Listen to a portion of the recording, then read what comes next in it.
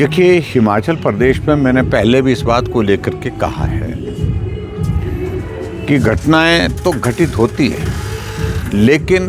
उन घटनाओं का संज्ञान लेने के बाद उस पर एक्शन क्या करना है, और जो भी एक्शन करना है वो सोच समझ कर करना चाहिए। बिना सोचे समझे कार्रवाई करना, बिना सोचे समझे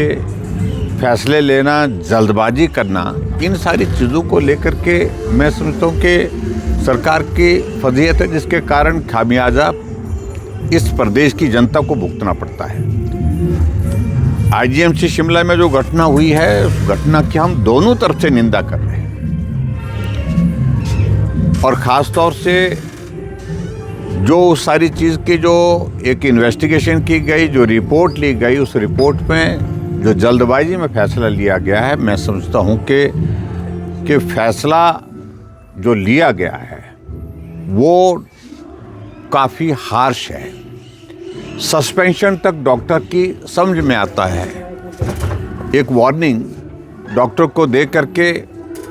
और उन सारी चीज़ों के लिए समाधान की आगे रास्ते में क्या रास्ते निकल सकते हैं, क्या तरीका निकल सकता है, उन सारी चीज़ों को लेकर के काम करने की जो ज़रूरत थी वो नहीं हो पाई। और ख़ास तौर से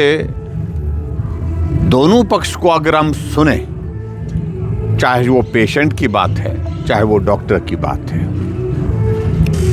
गलत तो दोनों तरफ से हुआ है। इस बात को जो अगर हम तो अभी तक वीडियो को ही हम देख करके अपनी बात कह रहे हैं, लेकिन ये सच्चाई है कि उस वीडियो में एक पार्ट जो बताया जा रहा है जो लोगों के सामने है, लेकिन बहुत सारी जो उससे पहले जो बहस हुई वो वीडियो का पार्ट नहीं हो पाया है। किसने शुरुआत की, इन सारी चीज़ों को लेकर के अब आपस में आरोप प्रत्यारोप लग रहे हैं। लेकिन मैं समझता हूँ कि डॉक्टर्स के खिलाफ जो एक्शन लिया गया है वो काफ़ी हार्श है, और डॉक्टर भी ऑल इंडिया एग्ज़ाम पास करके आते हैं, और जो उनका एसआरशिप चल रहा था, एसआरशिप का मतलब है कि 8 साल की उनकी पढ़ाई का और उनके कैरियर का विषय, इसको भी थोड़ा ध्यान में रखने की ज़रूरत थी। सरकार को करना तो ये चाहिए कि इसके दोनों पक्ष को ध्यान में रख करके जो है रास्ता निकालना चाहिए, और रास्ता निकाल करके इसका समाधान यही है कि आपस में बैठ करके भी निकल सकता है। बहस होती है और ऐसी सिचुएशंस कई बार मोमेंट्री रिएक्शन के कारण हो भी जाती हैं। ऐसी सूरत में क्या ये संभव है कि दोनों पक्ष के साथ बातचीत करके कोई बीच का रास्ता ऐसा निकाल करके हम आगे बढ़ सकते हैं।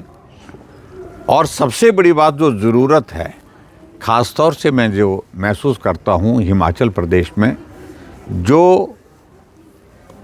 ऐसी घटनाएं जो रोज़ घटित हो रही हैं, कहीं ना कहीं घटित हो रही हैं, इनको रोकने के लिए आने वाले समय में कदम क्या उठाए जा सकते हैं,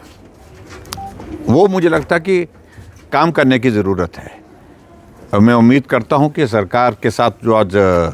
रेजिडेंट डॉक्टर की जो एसोसिएशन मिली है और सीनियर डॉक्टर्स की एसोसिएशन भी मिली है, उनकी बात भी सुनी होगी, और उसके अतिरिक्त जो है दूसरा पक्ष जो पेशेंट का पक्ष है, उसको भी सुना होगा। इसका सॉल्यूशन यही है कि मुझे लगता है कि बेहतर होगा कि कोऑर्डिनेशन में दोनों के पक्ष को सुनने के पश्चात कोई रास्ता ऐसे निकाला जाए, और डॉक्टर्स का भी सम्मान और उसके साथ साथ जो पेशेंट के साथ जो घटना हुई है, आइंदा ऐसी घटना ना हो, इस बात को सुनिश्चित करने की दृष्टि से कदम उठाए जा सकते हैं।